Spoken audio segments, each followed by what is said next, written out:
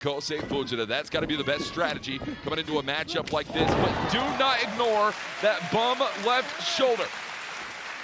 A maneuver that can be heavily targeted by Titán, who is a very competent submission athlete in his own right. Yes, he will take to the skies, but when you need to go to the mat, Titán will match you in that department as well.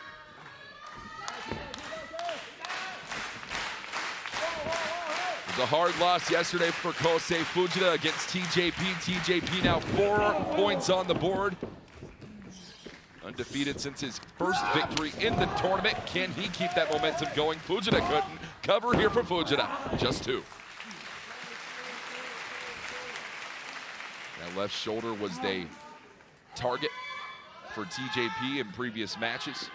That's something to be talked about all throughout this evening. The knee and the shoulder, really the name of the game. You're talking body parts in this tournament. Shoulder of El Desperado, knee of Yoshinobu Kanemaru, knee of Francesco Akira, shoulder of Drilla Moloney. Now that left shoulder of Kosei Fujita grabs that front base into the tornado DDT.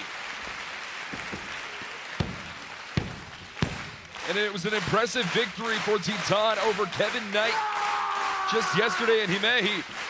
Put him 8 points on the board over the Jet. And looks to advance to 10 here going forward. We've seen this before. Seeking out Llave Inmortal, not gonna get it. Kosei Fujita picks the leg. It is the submission stylings taught within the TMDK ranks. An incredible blend, and this was the maneuver that put Clark Connors down just days ago in Block A competition. Worse than that injury on the spine for Clark Connors. Kosei Fujita doing everything possible, wearing and tearing on. And Robbie Eagles, full steam ahead, up, out of the way. Here's Dragon Dia now. Has a little bit of an opportunity. Jammed that knee, potentially, did Robbie Eagles. Popped up, went for that tiger feint, missed out. Oh, Robbie Eagles, all sorts of discombobulated right now. Tornillo over the top. Innovative offense from Dragon Dia. Dragon Dia has really got to focus on protecting that lower base, that bottom half of the body. Wants to go for that dialed up area code, tiger feint kick all the way through. Dragon Dia gonna take this all across the world. Spikes Robbie Eagles into the dirt. Moonsault connects knees first to the ribs. Cover here. And Dia with the 2.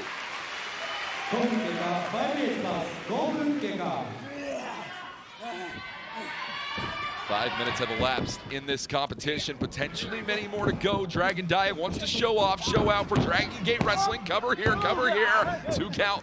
Watch this. Immediately, Robbie Eagles. Oh, wow.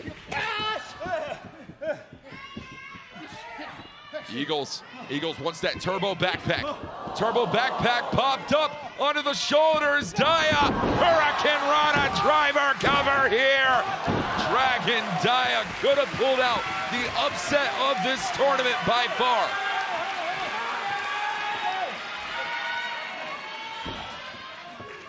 Dragon Dia. Nope, fireman's carry. Robbie Eagles got Dia up onto the backpack, turbo backpack, crucifix driver cover here.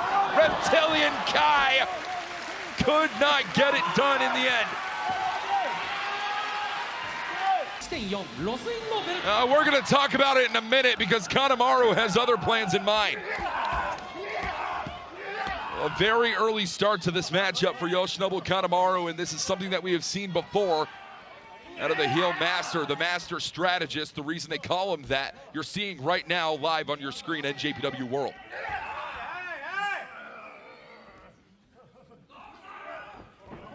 There's no doubt in my mind that the reason Yoshinobu Kanemaru is getting this hot start to this matchup is because he knows that singles win-loss record against himself and BUSHI, and targeting that knee of BUSHI is going to be the name of the game for Kanemaru, something that we saw done yesterday to Kanemaru when he faced off against El Desperado in the main event. That knee consistently targeted by Numero Dos, and a multitude of Drop kicks to the knee. Kanemaru taking it to the outside, and the knee going to be the focus here once again in this matchup. In a situation where if it's not broke, don't fix it. Well, Bushi might need to be fixing something right now because he's not fixing himself up a win.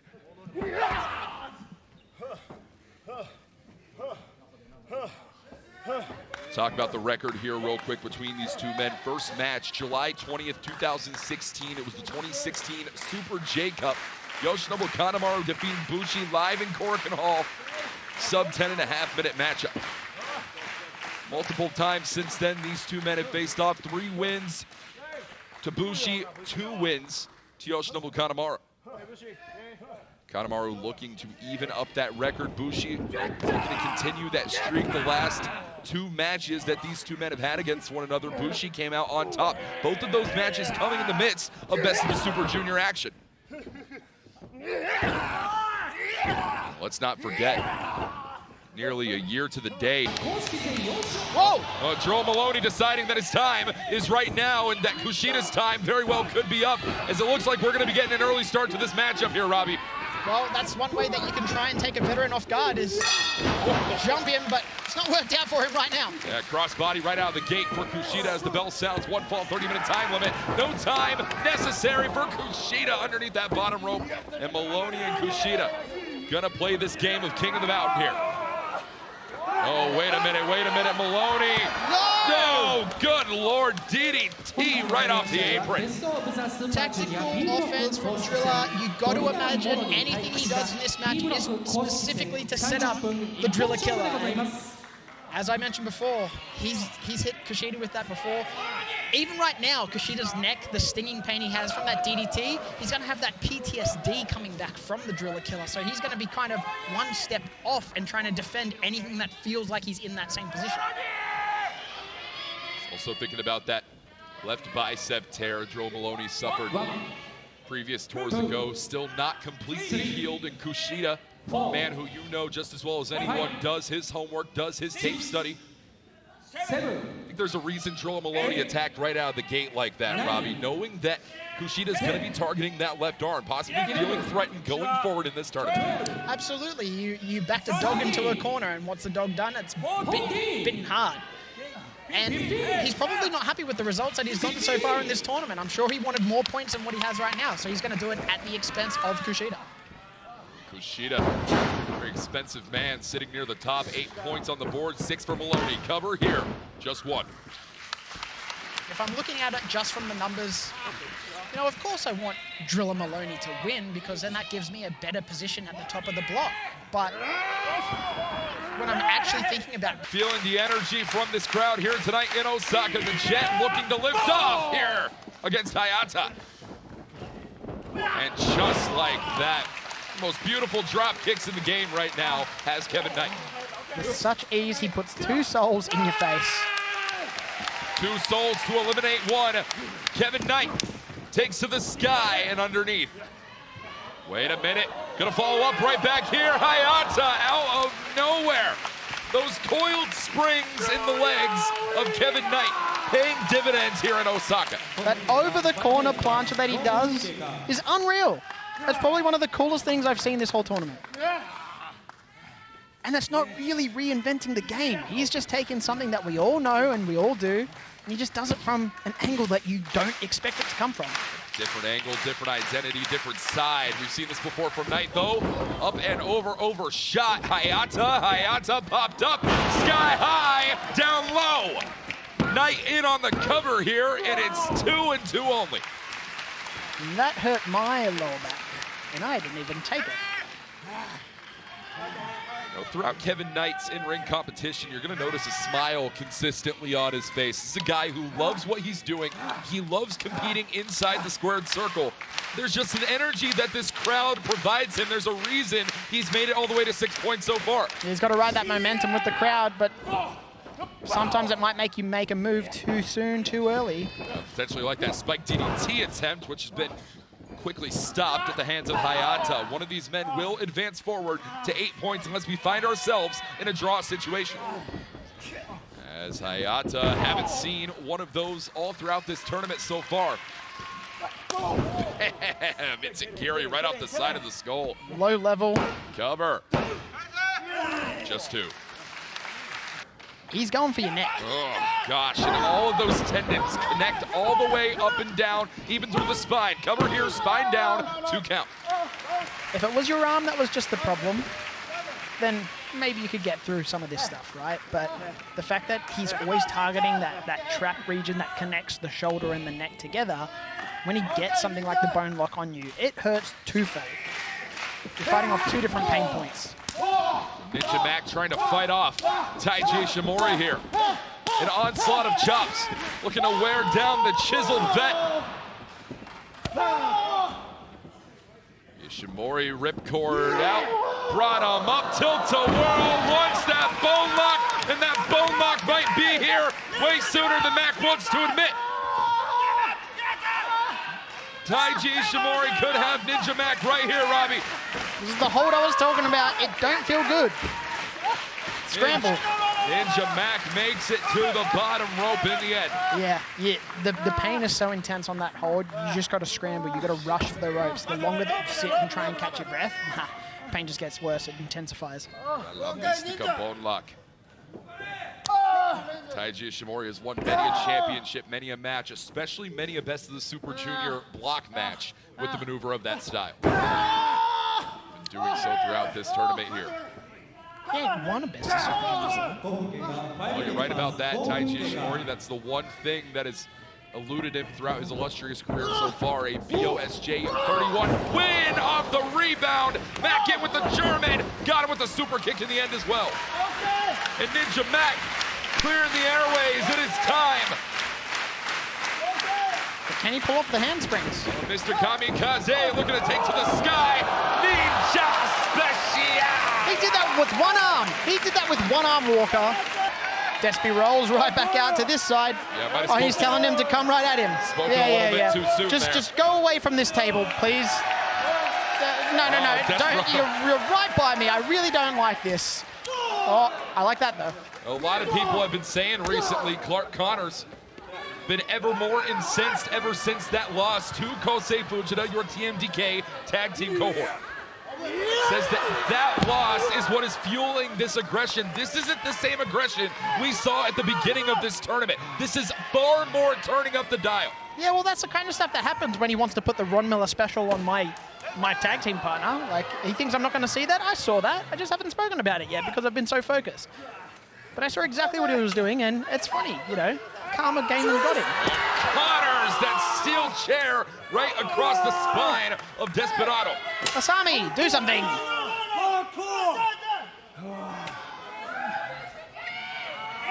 Well, Clark screams hardcore, but I don't think this is the worst that Despy's been through. Those scars say otherwise. Desperado has had some claims recently in post-match comments, believing that Connor is a man of great insecurity inside and outside of the ring. It sounds like we're going to have to put a pin in this point because Connors has something planned that is going to tear apart Edion Arena. You're talking about pins? I think we're going to go bowling. Oh, my. Connors. Oh, topsy-turvy here. Something's got to give. Oh, very nice. Oh, he told the people to stay out of their seats. And that's a strike. Strike if I've ever seen it. Is he going for more? Oh, my God. Our monitor only showed us El Desperado. We didn't see any of... TJP, most recently yesterday, took on Kosei Fujita back in Himeji. I was ringside for that one. Yeah, you did, and you were, and TJP did pick up that victory. What was the conversation like with Kosei Fujita about that match that he had with TJP? Well, the funny thing was, it was actually a rematch from back in October in Australia for World Series Wrestling. So Fujita had experienced TJP in a one-on-one environment before, but obviously, like all other wrestlers, we all adapt and evolve, and TJP has brought even more to the game that he already had under his belt. He's one of those guys. He's kind of like Batman. He just has all these different tools that he keeps bringing out, new equipment and pieces and techniques. So I think Fujita was ready for TJP from October, but this TJP that we have now He's got the R-swung behind him, so. Even a 20-plus year veteran of the sport like TJP, watch this. The head scissors take it in to a based up Blake Christian. I've never seen someone counter that head scissors that way. Even a 20-plus year veteran of the sport like TJP continuing to adapt, continuing to evolve. Yes, you talk about the R-swung, but we're looking at the public enemy tonight. As that Tejeda slams out Christian on his feet. Tit for tat, tit for tat. These guys not want to show weakness to the other. These two men have never met in singles competition before, have met previously in tag team action on previous New Japan Strong events, even teaming alongside each other as we mentioned back on night 4. It was unsuccessful for United Empire and Blake Christian on that night.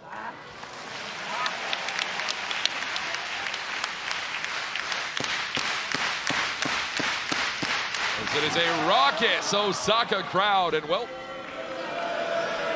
Blake Christian taking the easy way out of that equation. Yeah, I guess he must have felt like his face wasn't dirty, didn't want it to be washed. No wash necessary. One more indeed. Wait a minute, wait a minute. Hold on a second. Well, that's the IWGP Junior Heavyweight Champion show. He's not my champion. Well, we've seen enough chicanery and BS throughout the night. What the hell Where did is he come from? doing? Show came from outside the arena. And it looks like he has something planned for DOUKI as soon as DOUKI comes through that curtain.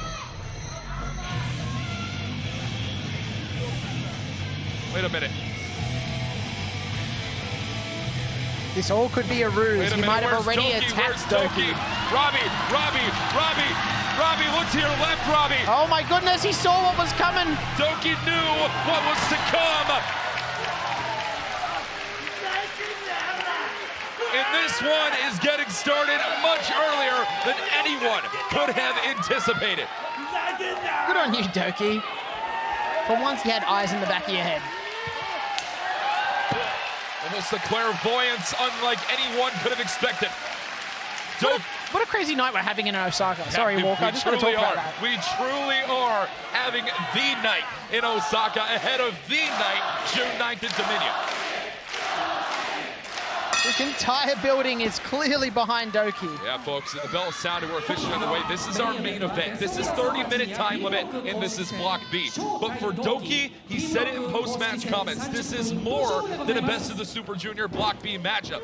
Never having picked up a singles victory over Show over the past 4 encounters they've had. As DOUKI, full steam ahead, the tilt-a-whirl head scissors. Little extra whip on that one. Oh, wait a minute. Katsuya Morishima. No. He's been in the line of fire all throughout the evening tonight. One too many times Morishima gets close. A lot of people have been going for that baseball slide tonight, and it has not been working in their favor. So. Not at all. It was victory yesterday in Himeji. Tag team competition, Yujiro Takahashi and Sho picking up